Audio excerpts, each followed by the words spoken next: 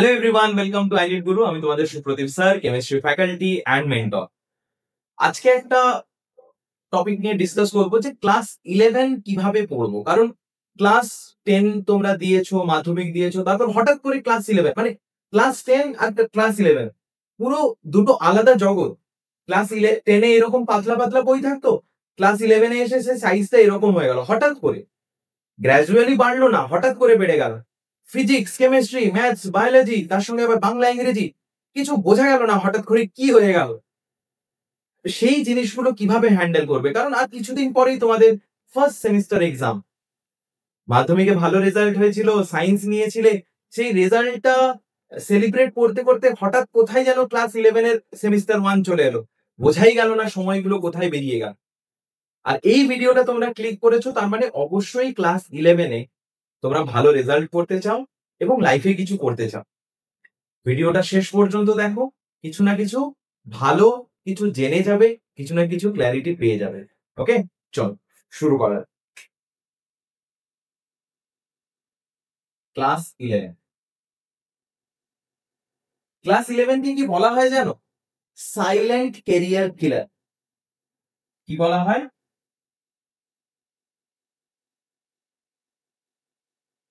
Silent career কিলার। কেন বলা হয় জানো?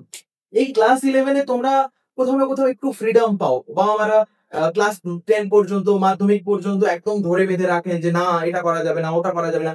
ক্লাস 11 এ কোথাও না কোথাও একটা ফ্রিডম, কোথাও না কোথাও বিভিন্ন ধরনের মানুষের নিজেদের জীবনে আগমন ঘটে এই সময়টাতে। তো সেই জন্য কোথাও না কোথাও যে তোমরা যে পর পর পর পর ক্লাস 8, 9, 10 যেভাবে পড়াশোনা করে এসেছিলে, ক্লাস 11 এ সেই জায়গাটা মেনটেন করা খুবই কঠিন হয়ে দাও। সেখানেই দরকার হয় একটা ভালো মেন্টরের, একটা ক্ল্যারিটির, অ্যান্ড কিভাবে পড়াশোনা করবে সেই অ্যাপ্রোচটা। কিছুটা বলার চেষ্টা করছি, সবকিছু একটা ভিডিওতে কমপ্লিট করা সম্ভব নয়। যতটা বলার চেষ্টা করছি তোমরা পুরোটা দেখো, তারপরেও কোনো কিছু ডাউটস থাকলে অবশ্যই কমেন্ট সেকশনে আমাদেরকে জানাও। তো এই যে ক্লাস 11, আমি যদি মেনলি আজকে কেমিস্ট্রি নিয়ে আমি আলোচনা করব, অন্য ফ্যাকাল্টিরা অন্য অন্য সাবজেক্ট নিয়ে আলোচনা করবেন। সেমিস্টার 1 এর সিলেবাসটা আমি যদি দেখি, basic concept of chemistry,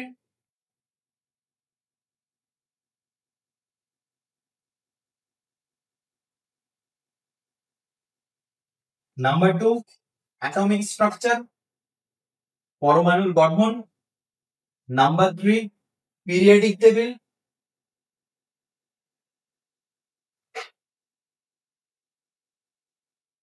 number 4 chemical bonding,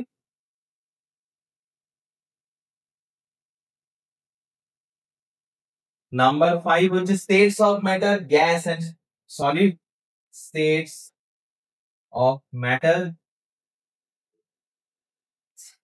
number 6 হচ্ছে এস ব্লক, এন্ড নাম্বার 7 হচ্ছে পি ব্লক। পি ব্লকে শুধু দুটো, গ্রুপ 30 এন্ড 4। এই হচ্ছে তোমাদের সেমিস্টার 1 এর সিলেবাস।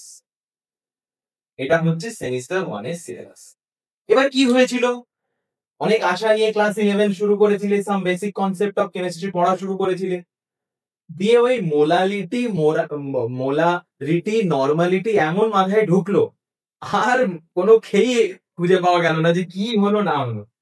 তো এখান থেকে আমাদের কি করতে হবে, কিছু জায়গা, এখন তো কম সময় আছে, তাহলে কিছু কিছু স্পেসিফিক জায়গা আমাদেরকে ধরতে হবে।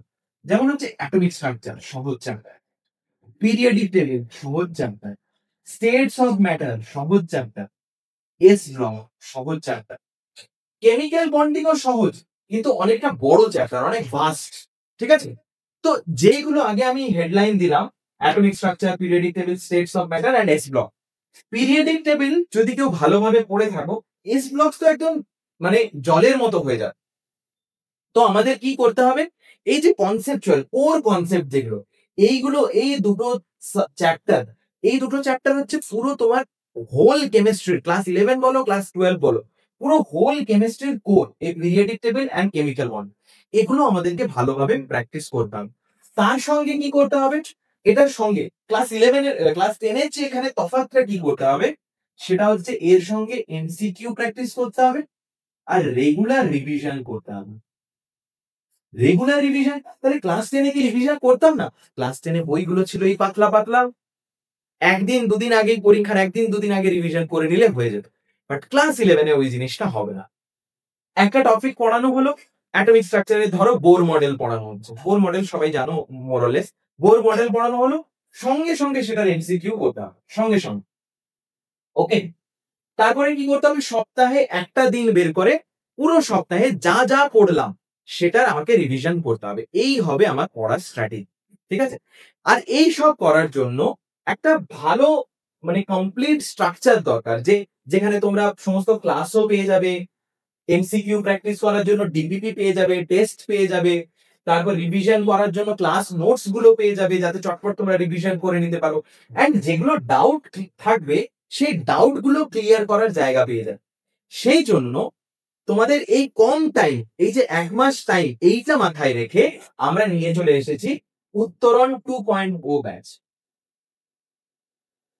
উত্তরণ 2.0 এটা স্পেসিফিক্যালি ক্লাস 11 এর জন্য প্ল্যান করা। এই কোর্সটার প্রাইস কত? এই কোর্সটার প্রাইস হচ্ছে 599, 599 টাকা। আচ্ছা, তাহলে কি এই কোর্সটা মানে এটা তো আপনি বলছেন যে ফার্স্ট সেমিস্টারের জন্য, তাহলে সেমিস্টার 2 এর জন্য কি আমাকে আবার আলাদা করে টাকা দিতে হবে? না, যতদিন তুমি ক্লাস 11-এ থাকবে ততদিন কিন্তু এই 599 টাকাতেই আমরা তোমাদের পড়াবো। কি কি দেবো? Live classes, DPP, test, recorded লেকচারও থাকবে, অ্যান্ড 1-to-1 ডাউট সেশন। এগুলো সবকিছু তোমাদের জন্য থাকছে। পড়ার জন্য কি করবে, একটা ডেসক্রিপশনে লিংক দেওয়া থাকবে, ফোন নাম্বার দেওয়া থাকবে, পিন কমেন্টে দেখবে ফোন নাম্বার ভাগ দেওয়া থাকে।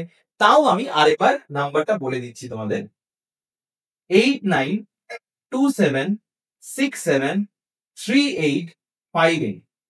এই নাম্বারে তোমরা কল করো, কন্ট্যাক্ট করো, অ্যান্ড তাড়াতাড়ি এই ব্যাচে এনরোল করো।